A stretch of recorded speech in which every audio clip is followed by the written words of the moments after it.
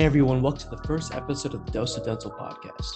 The focus of this podcast is to share undergraduate and dental school experiences from dental students and dental professionals through valuable discussions. Through sharing the journeys and stories of current dental students and dental professionals, our goal is to help you find answers or guidance for your own pre-dental journeys. We're very excited to have dental student Zaid Rahman as our guest today. What's going on, everyone? Zaid graduated from Stony Brook University with a degree in biochemistry. He's now an incoming D3 student at the Columbia University College of Dental Medicine. He's planning to specialize in orthodontics. As an undergraduate, Zaid was heavily involved in the Pre-Dental Society at Stony Brook University, conducted research at the Stony Brook School of Dental Medicine, and served as a teaching assistant for organic chemistry. Hey Zaid, welcome to the podcast. We're so happy to have you. How does it feel to complete your second year of dental school so far? It's exciting. It's a little nerve-wracking too, because at the end of your second year, going into your third year, you begin seeing patients, you go into clinic, and you put everything you learned into practice. So Zaid, of course, welcome to the podcast. I've known you for a couple months now. You used to be the president of the Pre-Dental Society here at Stony Brook, so welcome back. So why don't you tell us a little bit about yourself, where you are, where you're from, how you Sure. Yeah.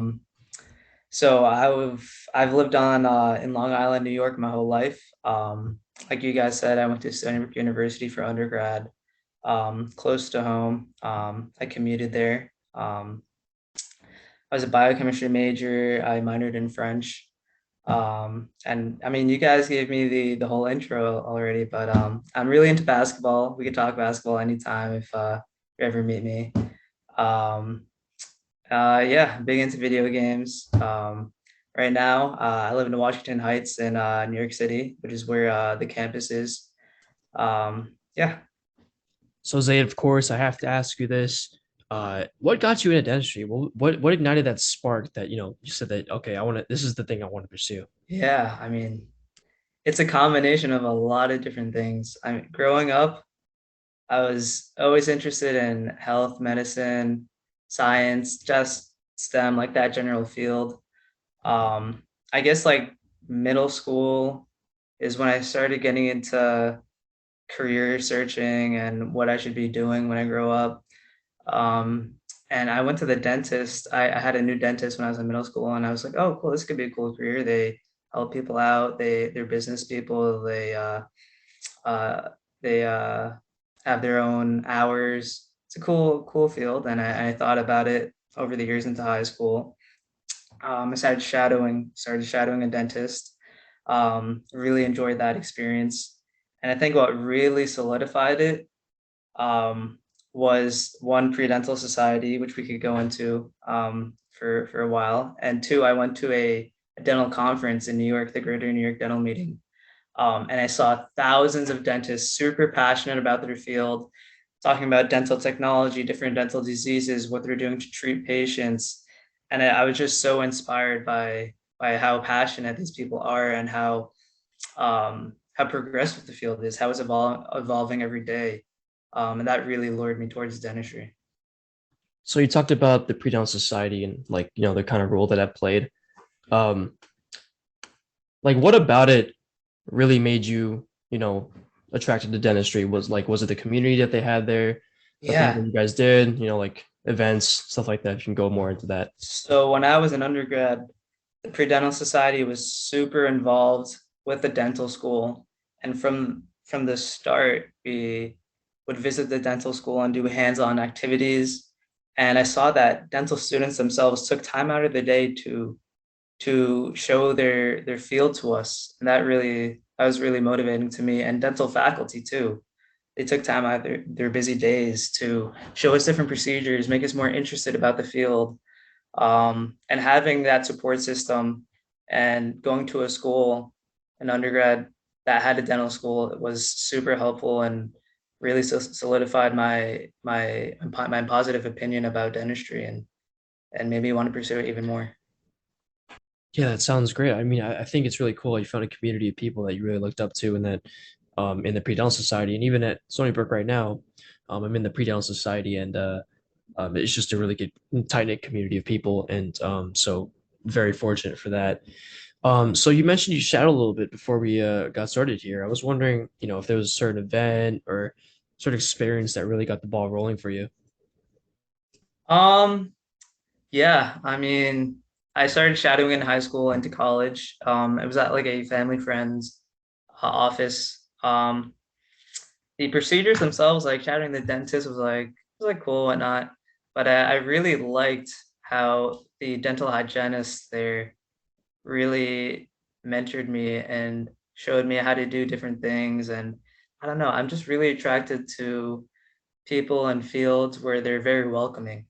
Um, that and I also went on a mission trip to the Dominican Republic for volunteers around the world, the organization. We went to the Dominican Republic, and to see that dentists from that country volunteering their own time to help its their own community, and to allow us to be involved was also a very positive experience for me that I really value. Me personally, I went to Guatemala from like May 27th to June 9th of this year. And like when I tell you, um, I work as a dental assistant here in Manorville. Going to like a third world country and seeing how lucky we are here to even have access to simple dental care, compared to what they have. Like patients would come in, they've had an abscess, infections, this and that. We can only do so much, right? Because we're only going to see them for like maybe a day, one appointment. So um, that was a little bit frustrating that we couldn't help them more, but the fact that we could impact them a little bit, just give them a little like a simple cleaning or like a filling or an extraction if they needed it, felt really good. But it really opened my eyes to like the struggle of dental health care like around the world. Um, so was that something that you found too? Like, did you see that discrepancy between, how fortunate we are here and how less fortunate there? And that did that Most propel, yeah, definitely. did that propel Most you to like, you know, did it solidify your placement in dentistry even more? definitely, for sure. I encourage anyone, if you have the opportunity, to serve in under underserved community, whether that's outside the US or within the US. There's a lot of areas, rural areas in the country that lack dental healthcare. I encourage anyone to go out there and see the humanity in the field, and it really puts perspective on the work and contribution you could do in your career. It's a very altruistic career if you want it to be one. Oh, exactly, for sure. So I wanted to ask, how did you organize your experiences during undergrad? Like, what activities did you focus on getting involved with? Did you, give an order of importance in which activities you prefer to do of the others? So how'd you kind of like structure your extracurricular activities during undergraduate? Yeah, I mean, we talked about it briefly, but it all starts with pre-dental society. Um, it differs by every university, but Stony Brook is so strong and so supportive. They really gave me guidance on what exactly I should be doing if I want to go into dental school, if I want to become a dentist.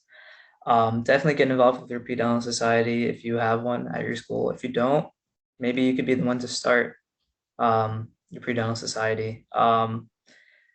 That took priority. That was the main activity, I guess, I did in undergrad. And it kind of branched out from there. From there, I learned about volunteers around the world. From there, I was able to find a research position at the dental school. One thing I really enjoyed during undergrad was being a TA. So I TA'd for organic chemistry for 2.5 years. And there's something just so rewarding about teaching other students about a subject that you yourself struggled in at one point, and allowing people to overcome the mental block that is organic chemistry, and making things easier for other people. I think that's super rewarding. So yeah, you kind of touched upon, you know, um, being an organic chemistry teaching assistant. I actually was able to be one last semester. And, in addition to like helping it for like, relearning the material for like DAT or something, to even like help a struggling student that much, it's like really valuable. Um, Something I wanted to ask, like, what kind of skills did you develop through all these extracurricular activities that you feel really helped you now that you're in dental school? Um, I would say leadership, a combination of leadership, TAing, really helped me build discipline. Knowing that there are deadlines that I need to meet, being able to delegate roles with among other people. In dental school, now that I'm in clinic, I have to report to faculty. I have to work with other students. It's a lot of coordination. I have to work with people at the front desk. Um, that that type of dedication and I guess it's a combination of different things that you pick up. Discipline from TAing. Um, Anything specific? I don't know, just the fact that I always kept myself busy in undergrad and knew that there are deadlines that I needed to meet, and that there are consequences to these deadlines, right? Really put into perspective of the importance of me doing my job, and that's translated into dental school, to be honest. So yeah, it sounds like you really had a good order of your commitments and your priorities in check. It's kind of something that's really important, even, as most of these pre-dental students transition to the dental school process. So I kind of want to ask along those lines, like how was that time management aspect of it? Was it also something you had to tackle? It started with my own personal situation. So I mentioned that I was a commuter at Stony Brook. Fortunately, I lived 5 or 10 minutes away from home or away from school. But my father worked at the university, and I would always coordinate my schedule with his, meaning I would have to go to school at 7 in the morning and leave 5 in the afternoon, right? So it really taught me to prioritize what I need to get done at school, um, and then do whatever else I can at home, whatever those tasks may be. And it really organized my day throughout. And balancing that with friends, I mean, um, knowing that by 5 p.m. I have to get a lot of things done. It left me with a lot of free time in the evening. If I need to stay after, I could hang out with my friends, do other things, go to do other activities. Um, but I don't know. I was on a strict schedule at certain points in undergrad that really straightened me out. So I kind of want to go back to your why. Like a big issue, not issue, but dilemma that, a lot of pre-downs face is once we find like our why, or if we have found our why, how do we like maintain that motivation, um, and not lose focus of your goal, not only during like undergrad, but like in dental school, because at least for me, like, shadowing or something kind of reignites that flame. Like I want to do this, when you're stuck in the books, it's a little bit different for sure. Like during school, you can find yourself kind of thinking like, do I still want to do this? Or I still want to do this. So, how did you maintain That that passion? Yeah. Yeah, I definitely understand that concern. I mean, once you find your why, I feel like that answers a lot of the question. But I say keep yourself involved in dentistry in whatever way possible. You said, Suraj, that you're a dental assistant. That keeps you in the field. You know the ins and outs of that field, and you're involved every day. And you see your dentist, and you're like, I want to be him or her one day. And I'm working for that towards that goal every day. That's why I was in pre-dental society because I met so many dental students, and they inspired me to keep going. I look at where they are in life, and then I keep telling myself I want to be there. And if I keep in mind my why, um, and keep myself involved, there's no reason why I shouldn't make it. Yeah, no, I work as a dental assistant. Last summer I worked full time, but because school's starting, it's not that much time to work. But I definitely try to dedicate at least 1 or 2 days to work because I feel like when I'm in that setting, I'm always more motivated uh, to do my classes, to finish my pre-dental coursework and my whatever I got to do, just because I know that that's where I want to be, right? It like reminds me uh, every time I go in, like why I'm doing this, even though I know why, but like, you know what I mean? Like, it just serves as like another little bit of motivation, and a little bit like just like a reminder of why you're doing this, and like that's where you want to be in the future. So I think that's definitely what's feeling my why as I continue this process myself, and I'm pretty sure it's doing the same for a lot of other students as well. So Zaid, you mentioned you did a little bit of research during undergrad. Um, if you'd like to elaborate on like exactly what you did, how did you get it, how did that kind of work out for you? Yeah, I mean, I was never inclined towards research. I did some research in high school, like that was based on physics, and I had really no idea what was going on. Um, and then I didn't do any other research until the end of my junior year. It was in anthropology. It was somewhat related to dental. I was looking at ancient teeth fossils and trying to make connections to how the teeth shape related to the diet in ancient times. And then during my senior year of undergrad is when I found a position at the dental school that was in implantology and kind of material science, but it's very related to dentistry.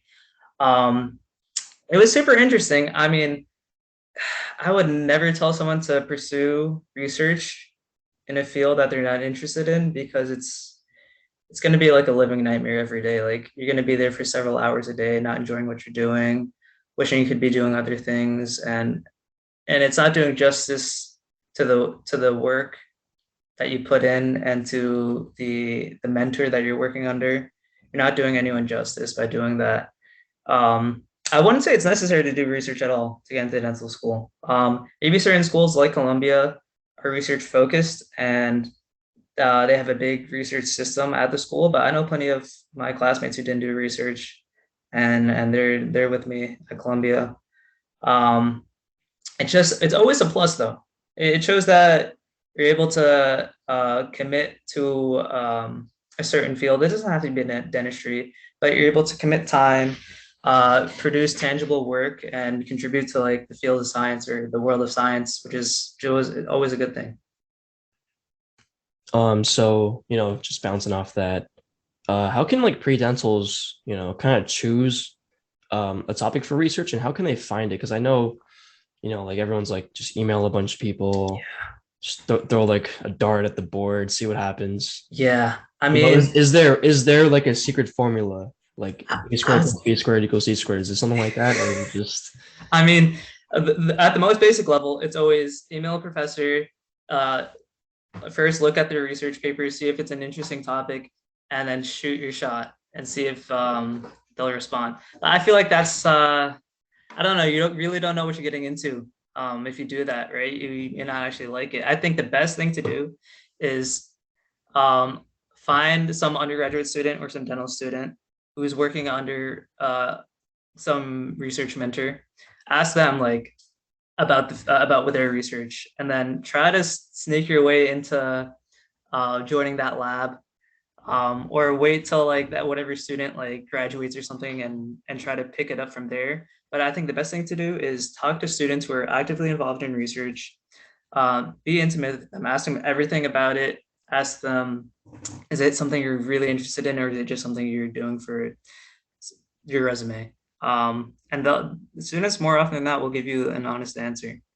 And they'll tell you the best professors to go to, the ones that are most enjoyable to work under. Um, I mean, that is also the luck of your draw too. You might not know someone like that, but if you want the best result, it's always best to network, branch out, find other people that are already in research. so just like a quick follow-up question. Were you able to publish after all the research, or did you kind of just um did it show up in your interviews to Columbia, like you're still ongoing, you're doing it continually, or Yeah, so I mentioned that I started my research during my senior year at the dental school, and that was also while I was interviewing. So I didn't have much tangible um, work done at that time, but if it ever came up in an interview, I told them, the interviewer, what I was working on, how the progress is going. Um, I didn't I didn't really pivot my application or my resume towards research. I just mentioned it, told them I was working on it. I did end up publishing, but that was actually a few months ago.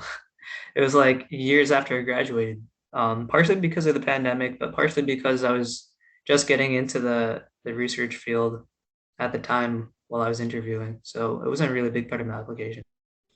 yeah, and I think that's a really interesting perspective because I know a lot of students feel like they need to do research, before they apply dental school in the application. But I feel like even I didn't know that you could just put that down as your application. They wouldn't really question that much, but they I guess they'd appreciate that you're still working towards your goal even after you've applied, and in a way you're kind of trusting the school that you know that they'll trust you and that you're going to finish your research during your senior year.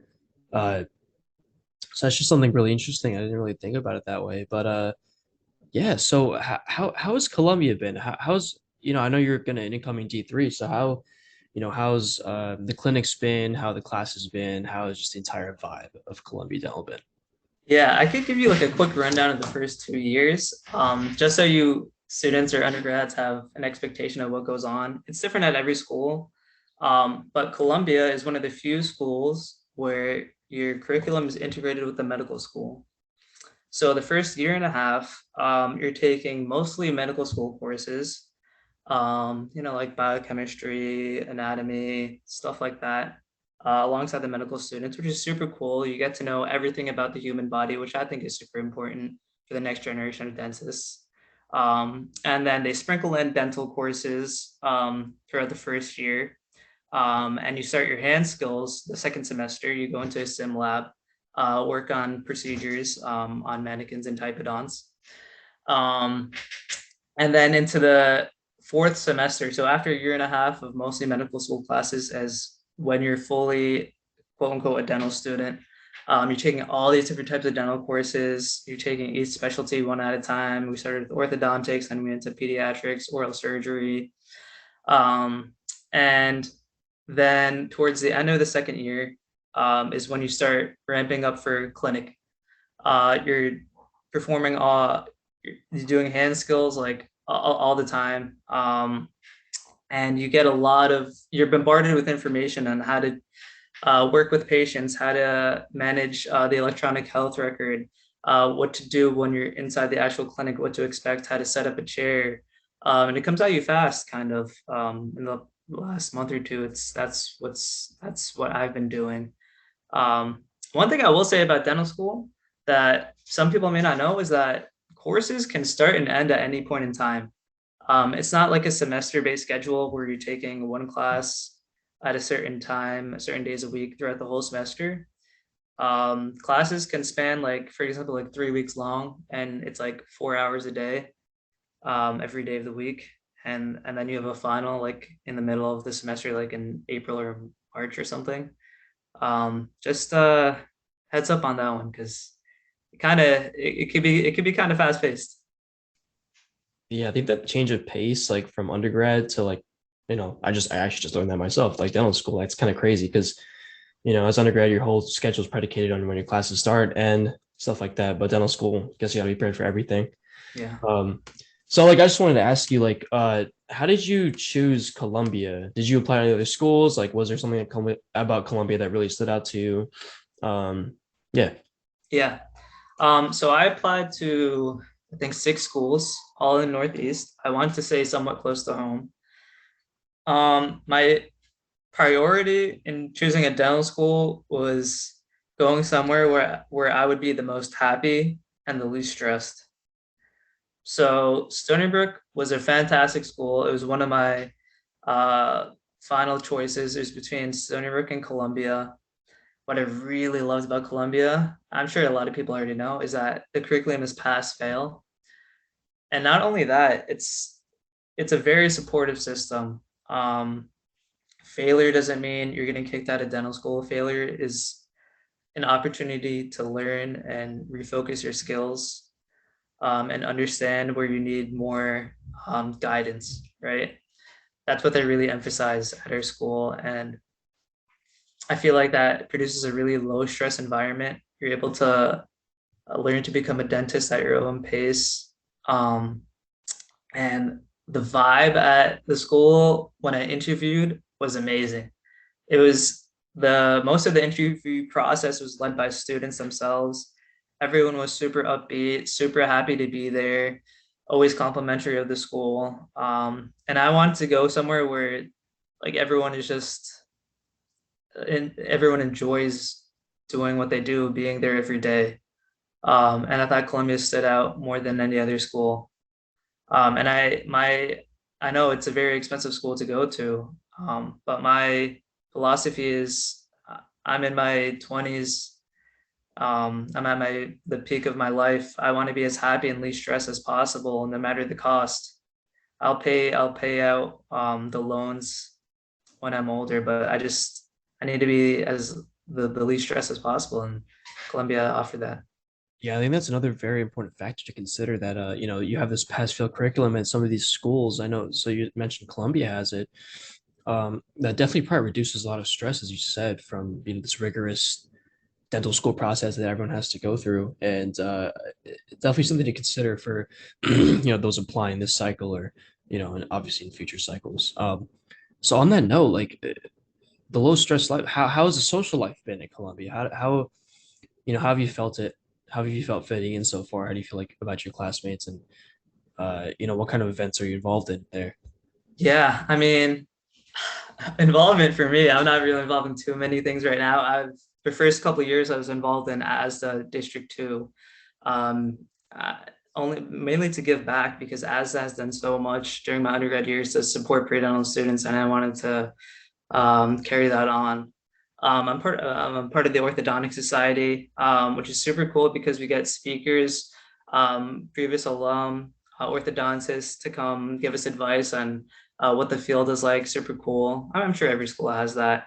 But I think we have so many cool different clubs. Like we have a club called CD Yum, Columbia Dental Yum, which is all about like professors and other people like showing us how to cook different recipes and cool stuff like that. Like it's all about food. I think we have social class chairs. They organize the coolest events for us. Last week, our class went on a boat cruise just to celebrate the end of the first 2 years of dental school. A month before, we had previous alum who became our class parents sponsor a whole dinner for our class. We went out to a restaurant, had a great time, and the Columbia alum really look out for us, and that's also something I really love about the school. How your involvement with the school doesn't always end when you graduate. They're very active, and they want to see us success, and they see us succeed, and allow us to have fun.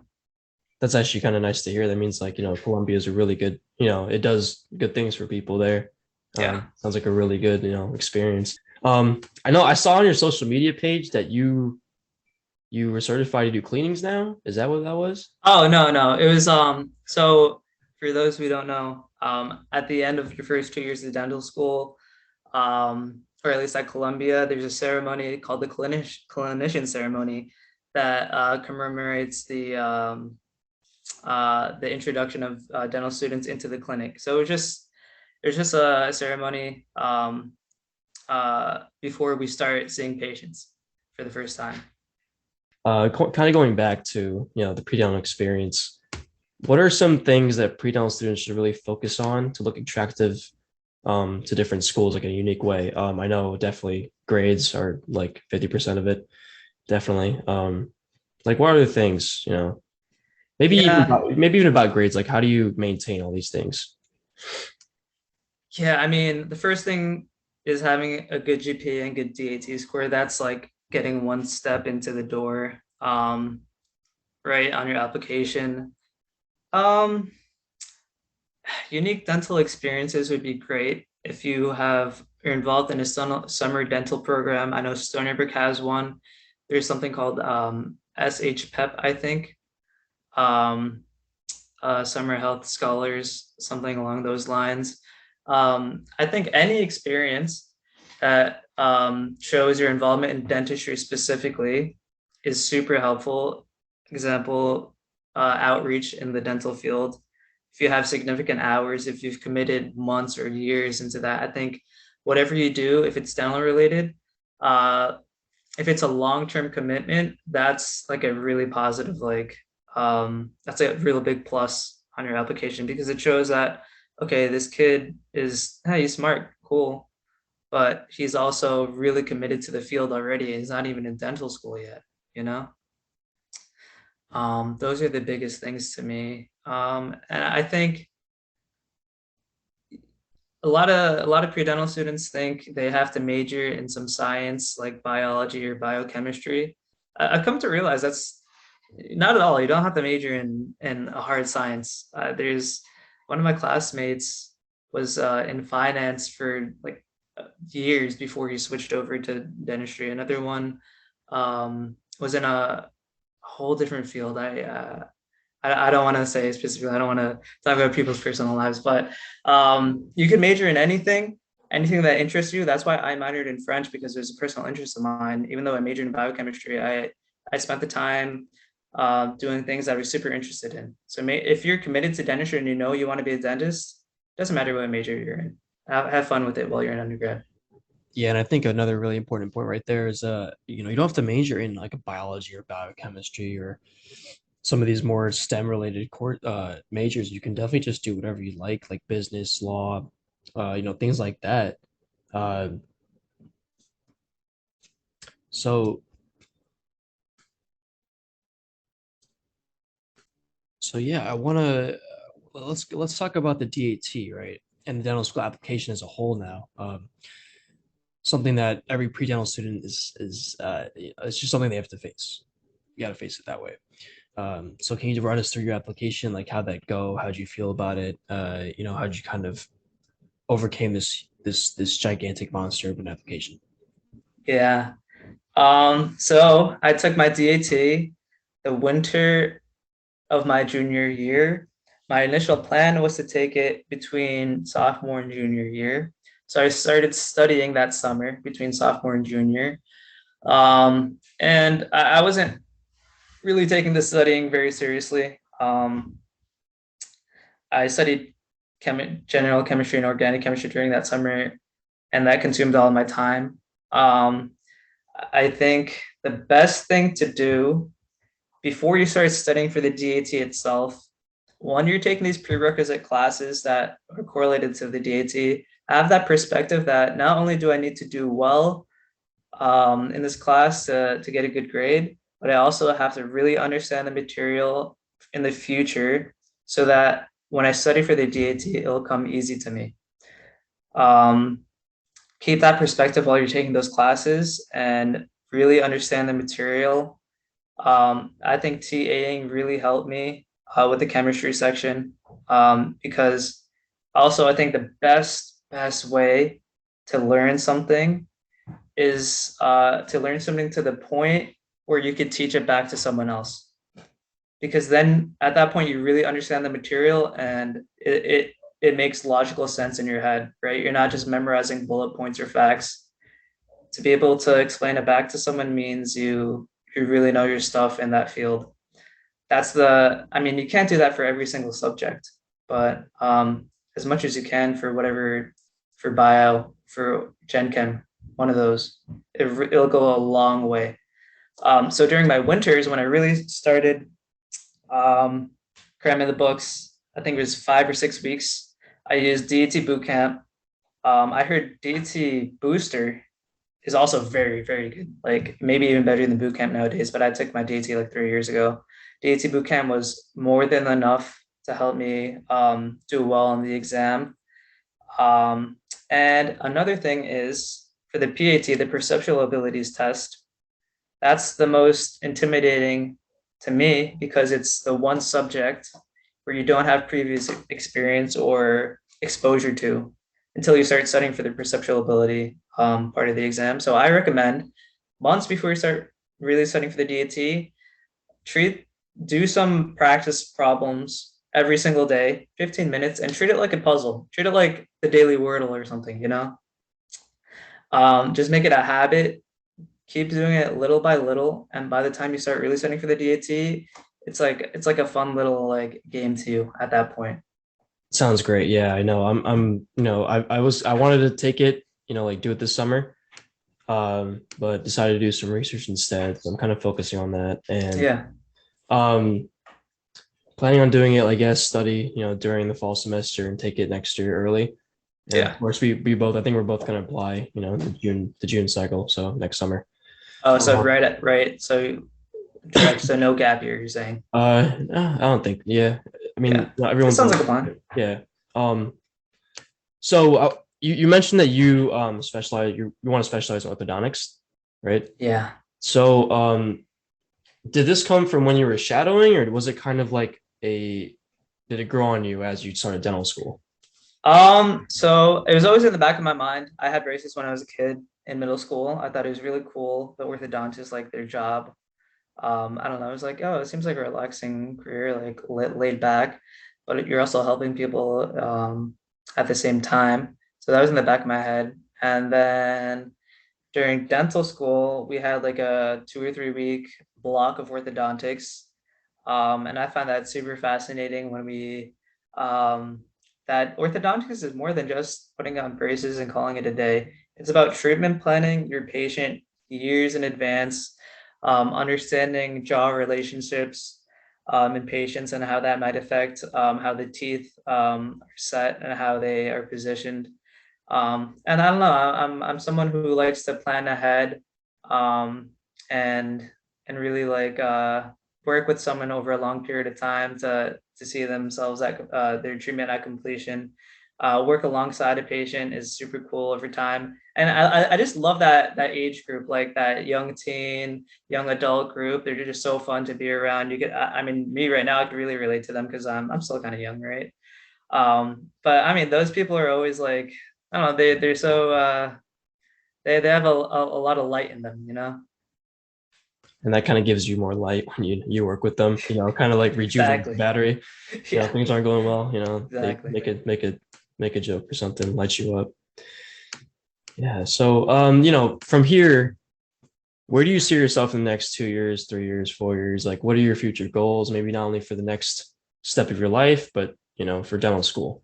Yeah, I mean, I'm trying to be the most um, dedicated dental student I can be by being in the clinic as much as I can. I've realized that you really get your hand held throughout this process in dental school, right? Once you graduate, there's no one there to tell you that you did something wrong. There's no one there to tell you, oh, you did something, oh, if you did something well, right? There's no guidance like that. So I want to take advantage of my faculty as much as I can, learn as much as I can in these next 2 years, because that's what I'm paying for, and it'll only help me in the long run. Just being a really dedicated dental student is on my mind. Doing anything I can to get into orthodontics. I mean, I'm open to other specialties actually at the moment. Like orthodontics isn't dead set, because I just haven't had enough experience in the other fields to really, really know what I want to do. Right? I have not done an actual orthodontic case. I've not done an actual denture case. Maybe I'll really like dentures in the future, but I really just want to take my time exploring the different fields. Hopefully get into some type of residency program in these next couple of years, and just enjoy life in the meantime. I'm in New York City. There's things are opening up. I want to enjoy my time, have friends over, and like explore the city together, and have a good time. I'm very sure of that. I think that you're going to do great things in the future. So why don't you leave us with a little bit of advice for our pre-dental listeners as they continue on their own journeys? I would say don't get lost in the sauce. Um, there's been times where I've just been so focused on school and so focused on getting into dental school that I forget that, like, I'm young and I'm in college, and I should be spending some time hanging out with my friends, playing basketball, doing other things. Um, and not everything in life is so serious all the time. So definitely learn to pace yourself, learn to have some type of discipline, but never forget that you're young and you have a life to live at the same time.